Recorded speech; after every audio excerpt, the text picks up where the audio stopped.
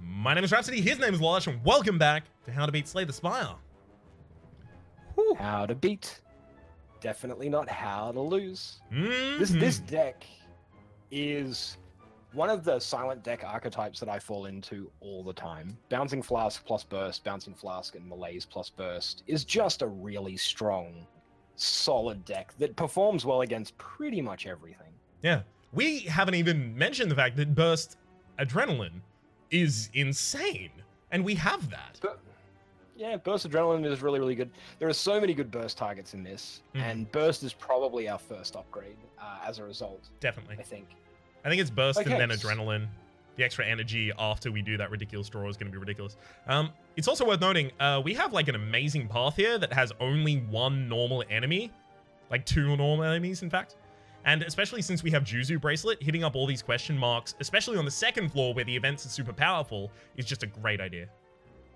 It also gives us two potential shops, and with all the question marks, a lot of potential gold gain. So yeah, this is real strong.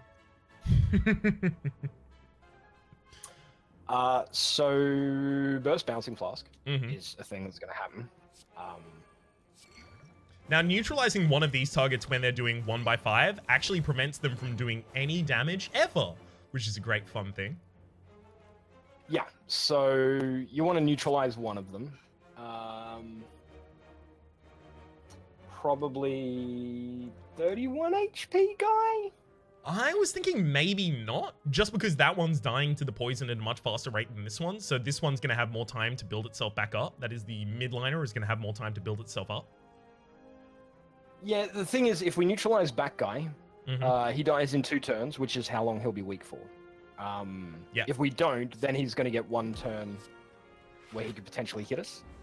And we're probably going to knock the guy that is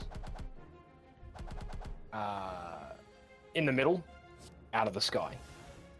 Unless we draw like that. This is fine. Just strike the front guy to get him into kill range. Yeah, if we double strike the front guy, he's going to take 3 damage, and that means he's going to die to the rest of the poison. And then just block out. Beautiful. And then this turn we should draw, hopefully, 3 attacks, maybe? Well, we got 3 attacks, as well as a giant malaise, just in case this bird ever tries to step to us. Step to us, you'll get stepped on. Oh, dear. Was that really necessary, Rhapsody? Was that really necessary? It was, though. It totally was. Alright, he's dead. Okay. Second malaise is too much. Is it, though? It is. Malaise turn 1 against a boss, Malaise turn 2 against a boss. Boss has negative 20 strength because we burst one of them. Okay, I see what you're talking. It's just when I have an X-Cost cast in my deck, I find it really difficult to include another one because if I get both of them in the same hand, I'm the world's saddest man. This is true, but we are going to be looking to add some additional draw to the deck. We already have Adrenaline in the deck, which will get bursted every time we see it with Burst. So effectively, you're making the argument to take Malaise for not only the stacking effect, but more importantly, the increased consistency it will have to be in our opening hand, and the increased consistency it will have to be in a hand with Burst. Exactly, yes. All right, I agree with that. And it comes pre-upgraded, right? If it wasn't pre-upgraded, maybe. Okay. Ooh, this is new. I was talking to you just beforehand about the 3 new events that have been included since last we spoke. Council of Ghosts is one of them. As you continue your ascent, thick black smoke begins to billow out of the grounds and walls around you, coalescing in 3 masked forms that begin to speak. Another puppet of Niao, I think. Agreed! She always makes the funnest toys. You notice an oversized grin as the third addresses you. Ignore the others. Would you like a taste of our power? Except you get 5 apparitions, which give you intangible, the effects that the Nemesis has.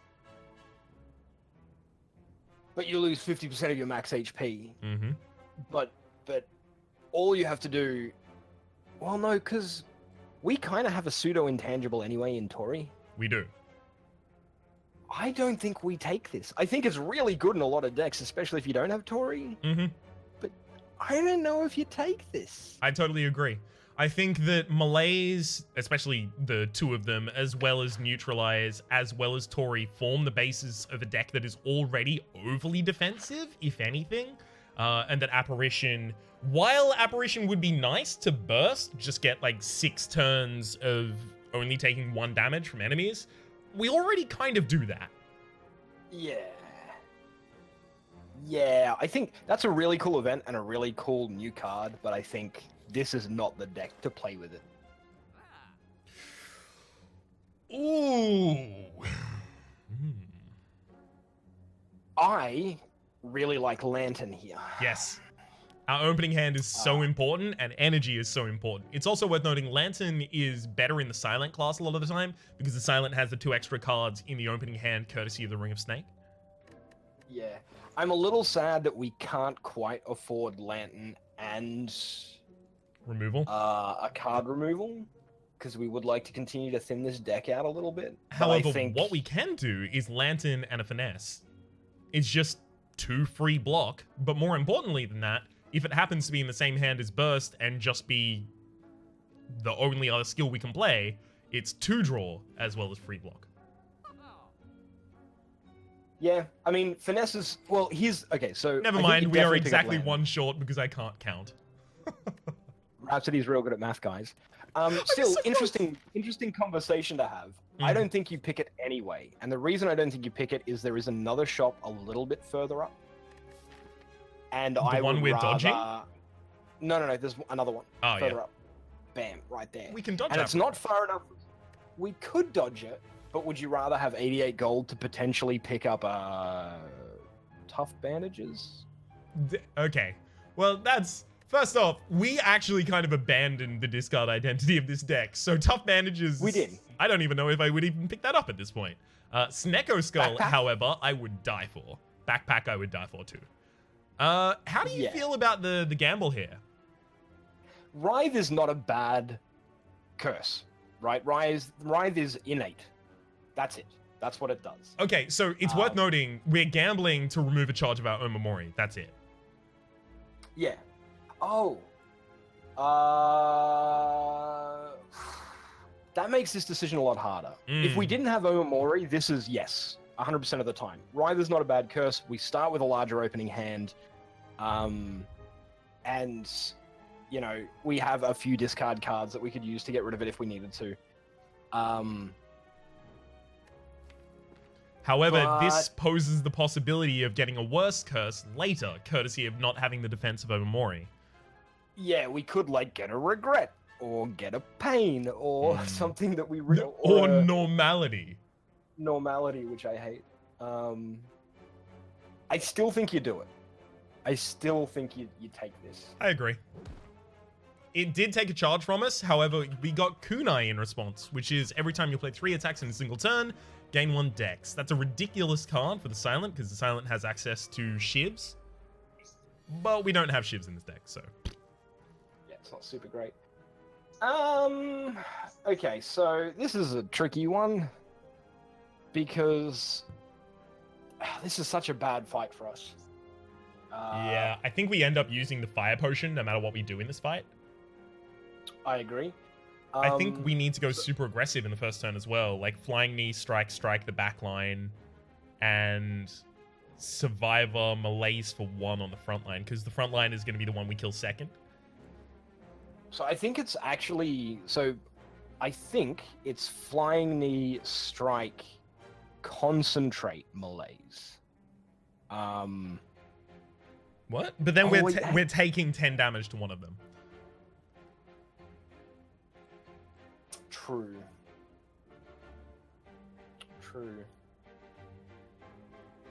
This is a tricky one. Yeah, no, maybe we do just go full out aggressive on the front guy. On the front? No. It's the back guy. Yeah, on the back guy. Sorry, my bad. Okay. And then we actually manage to block. Well, if you defend again, we go up to 15 block and we take 1 damage. Sure.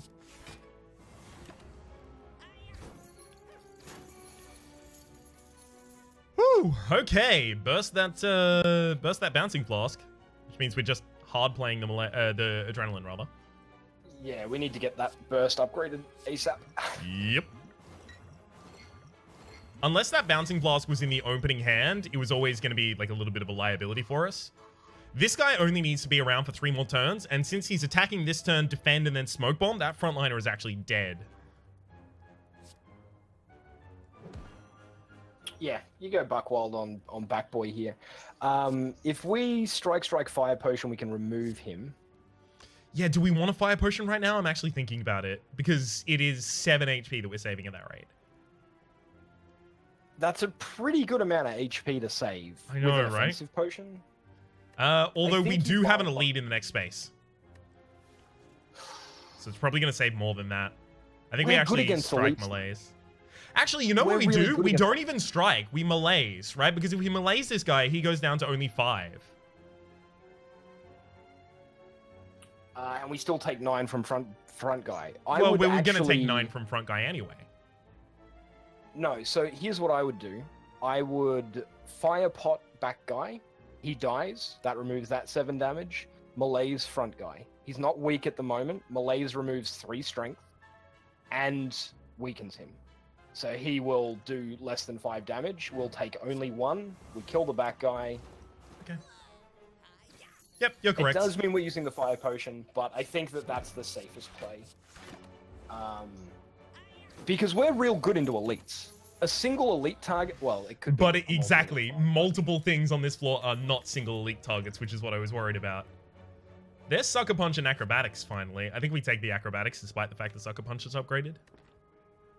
We've got 2 Malaise pluses, and I think that having the additional draw is way more important for us.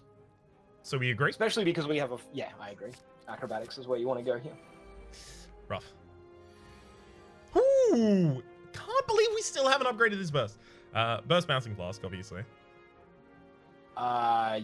Yes. And you start with Burst Bouncing Flask to see what happens. There's also the possibility of Burst Malaise the back line, and then this guy never does any damage to us. Yeah, I think that's probably actually better. Adrenaline first to see what we draw. Because we're definitely not bursting Adrenaline. And then... I think we Bouncing Flask and see if there's anything that we can clean up. Like, we want to probably clean up the 10 HP bro in the middle. Alright, but what if we burst the Bouncing Flask, and then we have 3 energy left over, and then we Malaise the backline twice?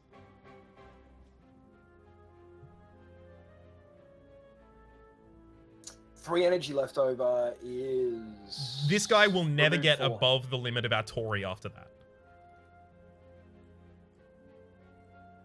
Yeah. It's just, I think it's super important to get as much poison out as early as possible.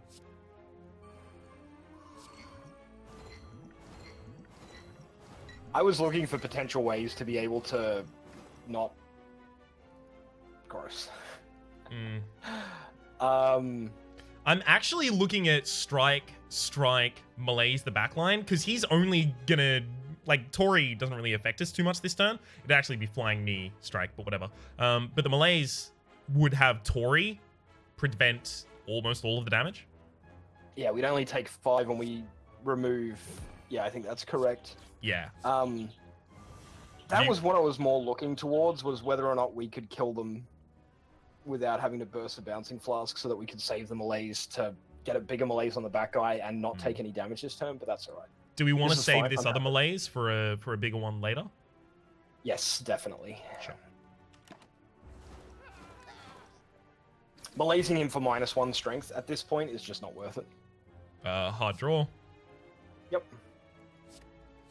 Pretty lame, but at the very least we get our decks up.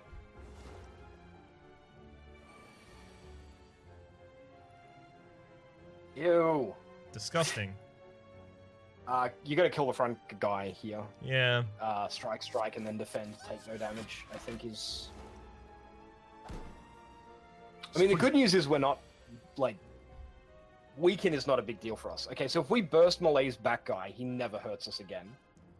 So sure, but we need damage, and we don't have damage from our attacks. I think we have to Acrobatics looking for the Bouncing Flask and then burst the Bouncing Flask.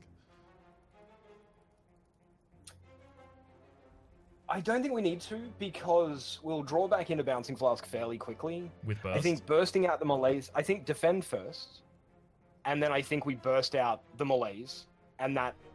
It takes the big guy out of the fight, basically. And then from this point onwards, we can just focus on getting poison on him. But the thing is, we can't take out the fat gremlins. Like, we can't take out the gremlins he's going to summon naturally. Like, we've been lucky that he's summoned sneaky gremlins so far, because 2 strikes takes care of them.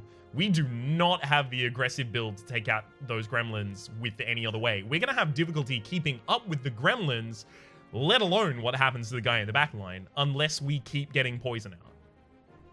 Yes, but every time we draw melees from this point onwards, are you going to play it by itself? Or would you rather burst it out now, get it out of the deck? And that, like, so I think getting melees out of the deck and making him way weaker and not a threat allows us to stack our poison on him much more quickly than bursting poison once here. I think this is defend burst melees. He's summoning 2 more things this turn. Our poison will never do anything past this point, because it's going to poison targets that are trash mobs. Are you sure? I'm pretty certain. I think that that's the way to go. Because otherwise we're just going to keep drawing melees and feel bad every time we see it. I, for the record, disagree with this. Like, this is the big problem. The Mad Gremlin and the Gremlin Wizard, we aren't going to have the damage to kill. Oh, we'll get there. Remember, we're going to have plenty more opportunities to burst out the Bouncing Flask. Okay, so we have 13 damage in hand. We can drop one of the fat gremlins. Yep. Because he is going to start buffing.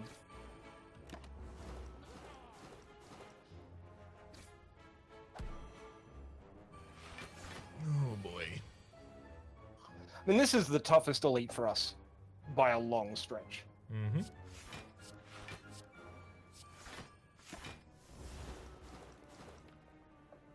Ugh. We just used the other one, so we've just got to play this naturally. 6, 7 is literally just enough to kill you. Hell yeah.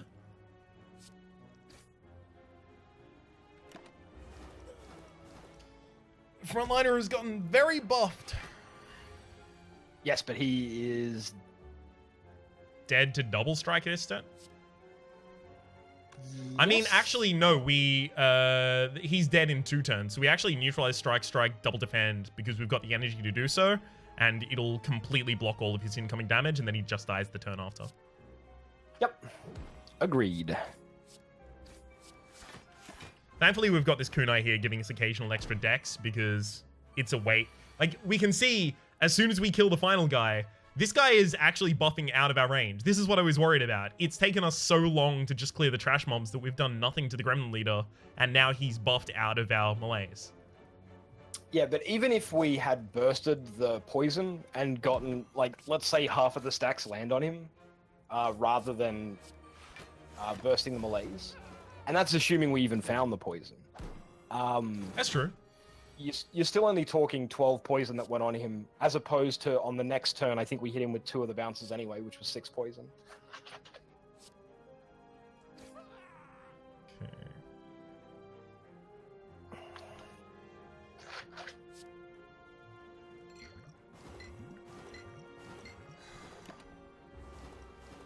Come on, burst Bouncing Flask. We've gotten super unlucky to never draw that combo again, by the way. Just want to say. Yeah, now he's in the damage range that I was scared of.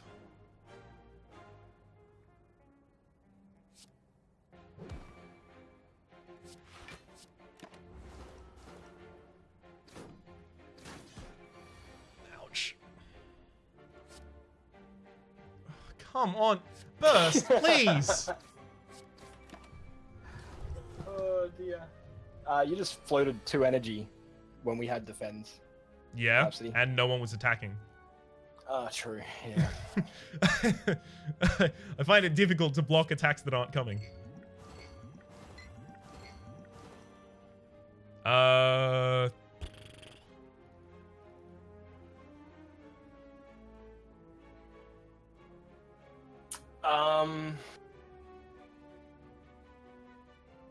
I think we're dead. Hang on. 13 plus 21. It's 24. We're not dead. We could be dead next turn. So this is defend and weakness potion the front guy. And I think we just live, right? By 3 HP. Oh, let's burst that flying knee. Wait a second. Yeah. Oh, you're a funny fucker, Rhapsody. Thank you. I'm glad you said that sincerely. Oh dear. Just enough. Well, hey, meat on the bone! Hey, meat on the bone! If your HP is at or below 50% at the end of combat, heal 12 HP, and there's expertise. Beautiful, easiest pickup of our life. Blade Dance does synergize with Kunai, but it's totally expertise. Yeah, it's expertise here, 100%. 100%. Okay. Sure. Yes. Toolbox is great. At the start of each combat, add a random colorless card to your hand. Occasionally, it'll give you Apotheosis or, you know...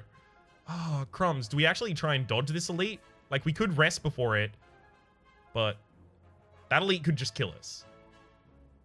This is a way worse path. In fact, it's very likely to kill us. I think we have to dodge with it. a rest, we might be okay. Yeah, but we also might definitely not. So... I'm kind of scared of basic fights. That's true. That's true. There's a couple basics fights that would destroy us. Maybe we get a heal from the question mark? Maybe? That's true. The library event does that. I think we have to still go towards that elite and rest before it, which means we don't get to upgrade our burst, which means we probably dodge the shop for the upgrade. Well, here's a curse that I have to take, and it's going to trigger Omamori. That is super unfortunate. Now we get another curse here. Okay, here's a fun question. Do I skip the chest to avoid getting a curse? I think the answer might actually be yes. Yeah. Because if it's regret, if it's pain, even if it's... If it's regret, like, pain, or if it's regret, pain, or normality, we lose. Yeah. Yeah, no, we gotta skip the chest. Oh, dear. Okay, we rest. What if we actually don't rest? What if we spin? We're fucked. Oh, well, dramatic entrance is a pretty big deal. 8 damage. Okay. Yeah, it's pretty good though. I think double strike and then like burst survivor and use a normal defend, because those 2 strikes will get us an extra dex from the kunai, and then burst defender, so we get 9 and 9 and then 6. So 24. I think you could argue for acrobatics. What's left in our deck? Because we've still got adrenaline in there. We've got a lot of good things in our deck, which is like great. But if we don't draw any of them, we'll die. Will we though? Yeah. Yeah, we kind of will, won't we? I think we play safe. Yeah, okay, I think we play... Well, how much are we going to block, though? We're going to block... Burst Survivor will be 9 and 9, so it'll be 18, plus the Defend for another 6. It's 24 that we end up blocking against an incoming of 32. I haven't calculated whether or not Tori is going to activate. Yeah, see, that's what I'm currently thinking about, is... Blocking 24 is exactly the same as blocking... Like, they're doing 25. Oh, wait, no, because they attack front to back, don't they? Yeah. So, if we block 24, we block 12, take 0, block 7, take 0, block 5, take 8.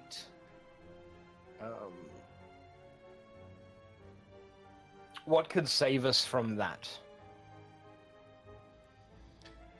Acrobatics getting both a copy of Adrenaline and Neutralize. Well, so if we burst Survivor, like imagine we don't play that second defend because we play in acrobatics to dig. Mm-hmm. So if we just burst Survivor, we get 18 block, which is enough. We take 14 damage. Yeah. Yeah, no, I think we've got to play it safe. I think your play is correct here.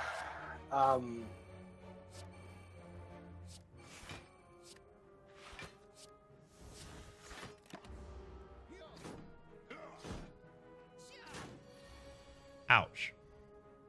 Yeah, that hurt. Hey, Rhapsody. Do you think we expertise with the draw? Because otherwise we're screwed? I think we do, and I think before we expertise for the draw, we probably have to play some other one-cost card. That'd be flying me on the back line. Because if this guy hits us with a vulnerability that he is currently trying to do, we're dead. Yeah. It may even be worth also striking him. Okay. Because that makes expertise more likely to draw into... Strike is the kill, and then we have the ability to concentrate. I think we concentrate and just like leave ourselves with a defend to block 7. Yeah, although Malaise also blocks 6 and permanently weakens one of them. Okay. See what I'm saying? If we concentrate and Malaise, yeah. So I think in that case we Malaise the front line. If you're using straight strength reduction, you put it on the Taskmaster because the Taskmaster is the one that you kill at the end and is always attacking. So a straight reduction of damage is better. But since it also applies a weaken, it's better to apply it to the target that is actually going to be applying the largest amount of damage. Yep, that is correct. This is a super tight sort of... Whew. Oh, there we go. Adrenaline burst, bouncing flask. Wait. We neutralize the backliner, and now you're only dealing 1 damage to us. And as long as we use another Malaise on the frontliner, we're only taking 2 damage this turn. True. So if we burst Bouncing Flask and then Malaise... You can make an argument here to expertise before Malaising, because... It doesn't make a difference to the amount of damage we're taking? Yeah, I agree. Yeah. And maybe we draw into something better, like... Survivor? Well, strike Malaise, get a bit more damage on him, or we Survivor, defend, and take 0 damage, rather than 2. I think we Survivor and then Malaise. Because then we take 0 damage as well. Yes, we do. True. Yep. All over that. We could also strike, in fact, before we do it. So let's actually think about breakpoints, right? So this enemy takes 21 damage this turn, and then they'll take 14 damage next turn. So 21 and 14 is 35. So they're just short of dying with the strike and then the Malaise. Yeah. Does leave them a strike within killing, though. Yeah, I think strike Malaise is correct. I mean, at the end of the day, getting the damage dealt to him is better than not. Because the way that strength removal and weakness interact, he didn't actually lose anything there. How dare he? Oh, of course. Jerk. Okay, so good news is we're going to live through this fight and have a meat on the bone heal. Mm-hmm. Well, that's not very helpful. No, it's fine. Enemy's dead in 2 turns. I know, but we didn't get to kill him this turn. Snecko Skull! Okay. Oh my god. Okay. Would you like to take this one? No. You go. It's your channel, buddy. You do your thing. So Snecko Skull is particularly ridiculous in this build because Snecko Skull applies 1 additional poison every single time you make an application of poison. So any poison applier that applies multiple stacks of poison. So this is like Noxious Fumes against area of effect, Noxious Fumes against multiple enemies or anything like that. Or Bouncing Blast, which happens to apply poison 4 times, is benefiting that many times from it. In Noxious Fumes, it's the amount of enemies there are on the field. In Bouncing Blast, it's 4 different times. So we are getting, instead of 12 poison, 16, which is a huge difference. Yeah. Snecko Skull, really good. Nothing here. No, we skip. The deck is real solid as it is. It might not look like it. I think we... Rest. Yeah, and then we upgrade Burst before the boss if we manage to get there without taking damage. One of the things to consider there is, does resting take us above half HP? Because we still have 4. So, and all right. So there's 2 different ways that I'm looking at this. There's one, which is this is going to increase the amount of attacks we have in our deck by 1, which is good for kunai. And the other way is we're not losing any current HP because we're reducing our max HP, but our current HP is staying the same. So we'll go down to like 50 something, but we'll still have 40 out of 50 something. But then the second way is it will reduce the actual like specific threshold at which Meat on the Bone triggers, because it is 50% of your maximum HP. Yeah, it also makes all of our strikes 1 damage higher and gives us 2 healing on every strike that we play, which is nice. This is actually a super difficult call. I think I would take it. Same. Personally. It's so close. It's like 51-49, but I would take it. Yeah. I think I'm totally in agreement. Like 51-49, but I would take this here. If only we'd bought the Blood Vial in that shop where we bought Lantern. Yeah, no kidding. Then it'd be a snap pick. Okay. For anyone wondering, the reason it becomes a snap pick in that position is because if you have the Blood Vial, they'll take the Blood Vial. You don't have to give up any max HP, but then they replace your strikes with the bites in the same fashion.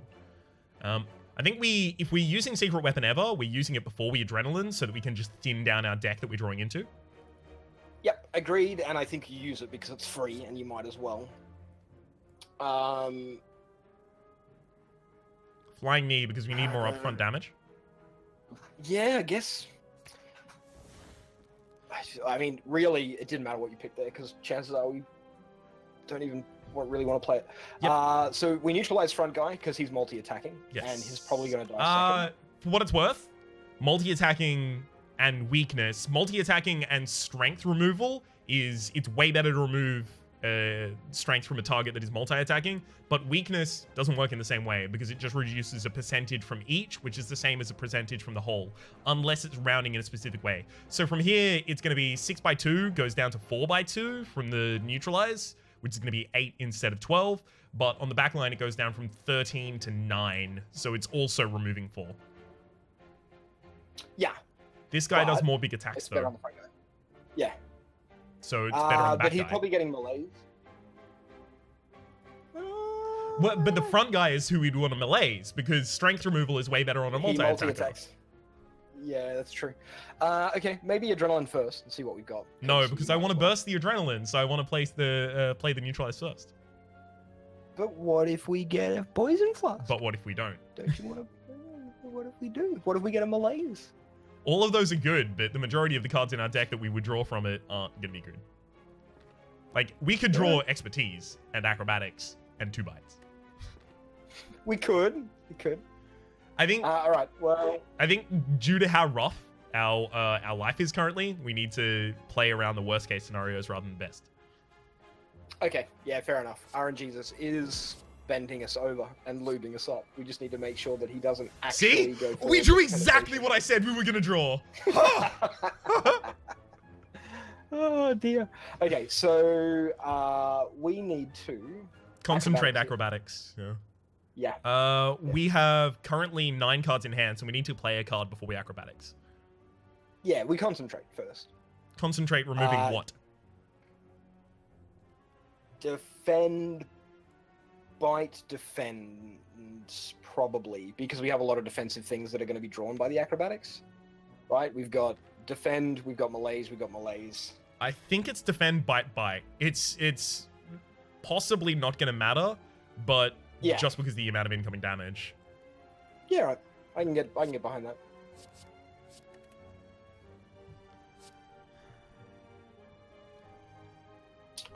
And now you ditch another bite?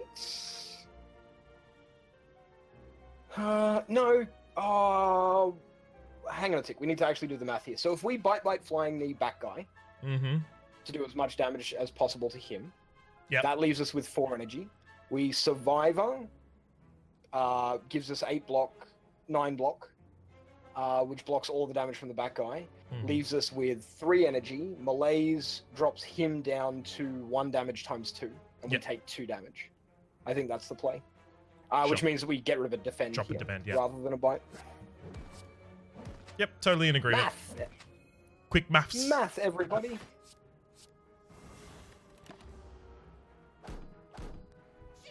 Oh, we only take 1 because they attack front to back. Yes. Even better. I think Bouncing Blast needs to be played all the time as soon as we get it, but we can also consider expertising first. So I think you bite back guy. We heal for 2 from it, and we need to get him burst down.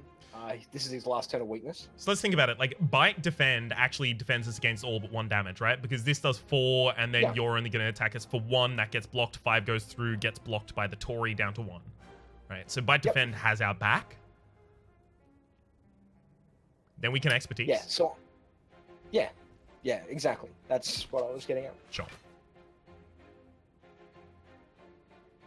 Stack the weakness back on the back line. So if you neutralize bite here, we take no damage and you kill him, right? 7 plus 7 plus 4 is 18. Yeah, you're right. And then you can even Malaise to get it out of the deck and reapply the weakness and stuff. Yeah. It means we don't Bouncing Blast this turn, but this guy is super weak and we've got him on lock. We're just acrobatics looking for any attacking cards. Yep, and cycling the deck. We could take 1 damage here, because we are going to be biting throughout the rest of this. It would remove a charge of plated armor and give us another dex. Yep, I agree. Now, it's worth noting there's a reason to attack with the flying knee first, rather than the 2 bites, because the 2 bites only would have removed his armor and done no damage to his HP, which would have prevented us from starting to remove the charges of plated armor. You want to engineer your attacks so that you do as many attacks that actually deal HP damage to the shelled parasite, so you can remove as many ticks of plated armor as possible. So usually the best way to do that is by using your largest attacks first. Okay. And so from here we've got him on lock. Just start slapping Raps. Now, this is a fun thing when you've got a deck that has Malaise and bites. Oftentimes, you can just get an enemy to the point that it's just like, cool, I'm gonna just stand here and heal all of my HP from you. I'm not gonna draw here because I do want to play the Bouncing Flask, and I wouldn't have the energy to play it if I drew it. It's fair enough.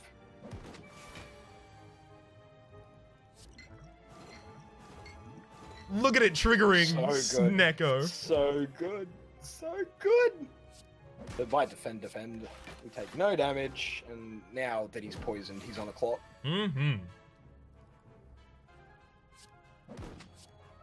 Gotta say, I'm super disappointed in Burst this game. Really? It's not showing up at the right time a lot of the time. That's entirely true, but you know, I'm not disappointed in Burst. I'm disappointed in the draw. Yeah, but it's Burst that's not showing up. When your employee doesn't show up to work, are you disappointed in, like, the fact that you hired him, or are you disappointed in him? Well, Lollash, I work for myself, so... It's both the same thing, I guess. Yeah, kind of both. Right. So... I don't want the Piercing Whale. I think it's going to make our like, we already have Malaise kind of functioning similarly, and it's going to make our Burst Malaise, Burst Bouncing Blast less consistent. Yeah. This deck could use a prepared. Oh, really? But it's just going to take the space of the card we would want to draw instead. Unless we upgrade it, and we don't want to upgrade it before we upgrade expertise or acrobatics or adrenaline. So I don't think it's ever getting upgraded. Yeah. Yeah, this is potentially true, but we are going to end up with curses in the deck, is one of the things that I'm thinking about. And at the moment, well, I suppose we have got Survivor and Concentrate. Yeah, no, we're okay. I'd skip. I think the next one. The card. I think the next one has to be Burst. Yeah, absolutely. Cool. Boss time. Because now, whenever we draw Burst and Adrenaline, we can just burst Adrenaline and feel super good. Although here, obviously, we don't. Deep breath first, because there's no reason not to. Well, here's an interesting point. If you burst first, and then Adrenaline, and then play something else, and then Deep Breath, you could redraw into Burst. Sure, but our hand size is currently 8, so if I burst Adrenaline, I actually go up to full hand size, I don't miss anything. Cool. Oh, come on, neutralize. Oh, no, I can't concentrate. Concentrate would actually be worse for the amount. It's malaise. Yeah, it would. Because I'd concentrate, I would discard, I'd get 4 extra energy, but this is currently 6 extra energy invested into malaise. Oh, we've still got burst active. Yeah, no, we just malaise here. And then we concentrate and keep playing things. So this enemy now does 14 less damage. 14 less straight damage, that is. And then also has 14 ticks of weakness. So life's pretty good. Yeah. Yeah, it's pretty solid. Alright, so now we concentrate. And we remove all the defensive cards from our deck. And probably acrobatics. Oh, sorry. There we go. Flying Knee Bite would get us a charge of kunai. Yep. I think we actually Deep Breath first, just in case. We might see Poison Flask. We might see something else really good. Yeah. We might see Expertise and it doesn't do anything, but it was worth it. Let's have a look.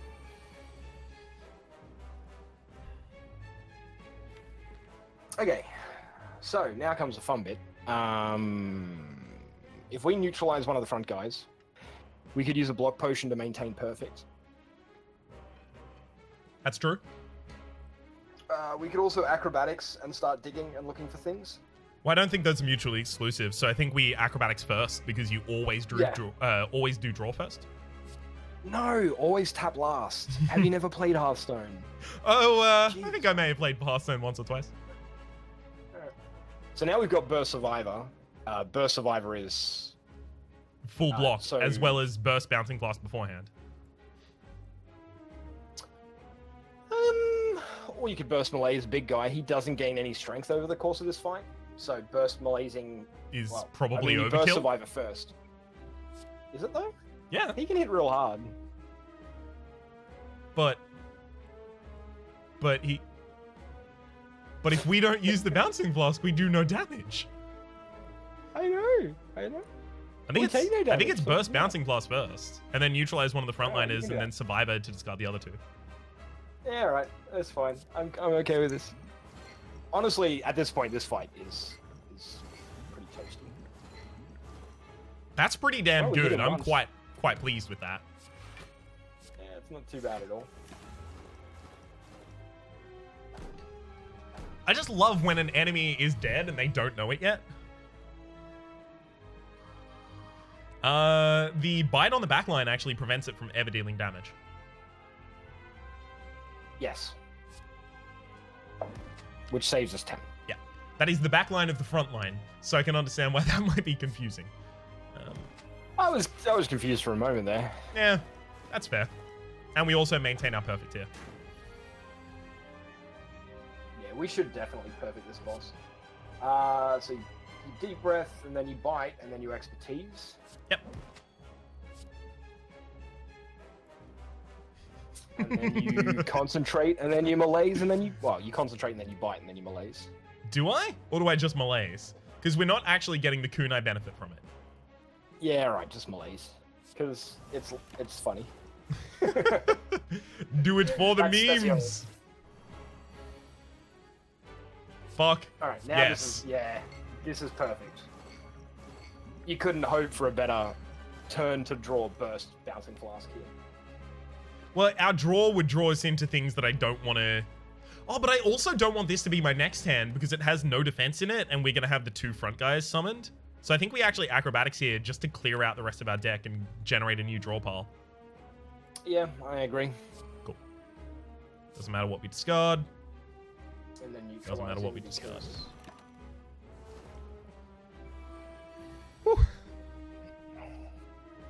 Oh, concentrate, discard everything, expertise. Yes. Yeah. Now, this is exactly the thing you were talking about earlier, and this is what turned me on to, yep, okay, we'll take the concentrate. Specifically exactly that.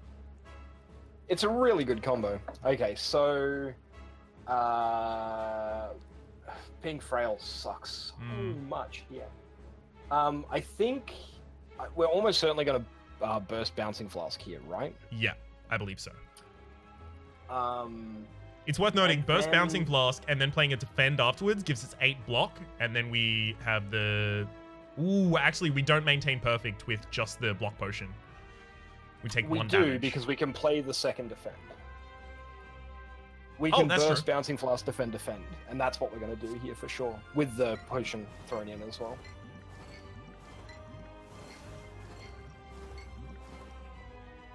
As much as that leaves them on the field, I'm actually really okay with... I love that we were both going for the same comment, but different angles. I'm super okay with that. Not sure. I'm not going to play Deep Breath because it can't draw anything I can play. Well, I mean, it can draw Neutralize, but it's also much more likely to draw like Burst or Bouncing Flask. Yeah, because Murphy's Law, right? Mm-hmm. So you're definitely neutralizing one of the front guys, just so that he does less damage, and then you probably Deep Breath and maybe draw Neutralize again if you're super lucky. That's what I'm hoping for. I think it's Neutralize Deep. We didn't get it. Well, I mean, this is just commit 11 damage to one of the frontliners, defend Survivor. We have nothing else we can do. Yeah. And I think we lose that perfect, which is a little unfortunate, but... we only take 2 damage, so that's still pretty good. I mean, we're not netting. Yeah, the back of the frontliner is dead in 2 turns, so... And it's only doing 5 damage this turn, which is only 1 damage to us, so it's all good. I mean, he's dead this turn. He is dead this turn, but we do need to start investing some damage into this torch shed, so... No, we don't. Yeah. That guy is dead in 1 turn. Like, next turn we hit him with 8 damage and he's dead. Yeah, you're totally right. Yeah. Defend, expertise, just play defensive cards. Aww. Burst, defend. Yeah, sure, why not? That works. Hang At this stage, it just doesn't really matter. Yeah. GG! GG! That was a really long floor, Rhapsody. That was an extremely long floor. I had to be somewhere ages ago. Oh, dear. Alright. Well, let's get through this real quick then. Continue onwards. When we burst and successfully play 2 skills after it, the burst plus those 2 skills represent 5 block from After Image. This is very true. I like After Image anyway. I think it's just a really solid power. And it fits into just about every deck. Because when you think about it, it's 1 energy for 3 to 4 block for free every turn, worst case scenario. So it's like a Metallicize, only it can be way better than a Metallicize. And Metallicize is a good card. I would pick After Image here. I entirely agree, but I also have one thing I want to bring up, which is that Tools of the Trade would allow us to curate our hands in such a way that we are more likely to get our combos with the Burst and the Bouncing Blast or Burst and the Malaise. But on top of that, it might be necessary to discard the curses that we would get from the Omamori. From the Cursed Key, you mean? No, I think worst case scenario, we end up with 1 curse in the deck. We can probably cut it through an event or a cache. Like, we're not likely to get more than 1 curse. We might get 2 curses. 1 from a chest, 1 from a question mark. Sure. I think After Image is a safer play. And then... Oh, boy. Well, we can't limit our draw, because our draw every turn is super important to us. I think Runic Pyramid, like, limiting our draw is going to make our opening turns really bad. Our later turns will be a lot better, because we just hold the burst until we have the Mounting Flask. But any turn where we routinely fill our whole hand with cards, the Runic Pyramid is going to end up screwing us after that. Yeah, I think that's fair. You can't take Velvet Choker in a burst deck because the bursted card counts towards the cards being played. Yep. So if you were to burst Bouncing Flask Adrenaline, that's 5 of your cards played. Mm-hmm. So you can't take Velvet Choker, which means we take Orrery and look for perfect cards, but probably add nothing. Yeah. It's also worth noting that Velvet Choker, I think, is really difficult to fit into a Silent deck. Much more difficult than it is to fit it into an Ironclad deck. Even though the Ironclad has access to Double Tap and Offering, because of the Silent's prevalence of zero-cost cards, zero-cost synergies, and shivs, it is really difficult to find a Silent deck that uses Velvet Choker effectively. Yeah, absolutely. So we go Orrery, and then skip. Yeah. Skip.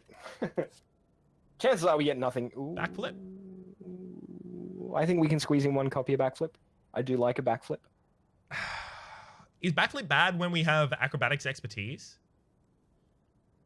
And Not adrenaline? particularly, because it's still a good burst target. 10 block, draw 4 cards. Mm-hmm.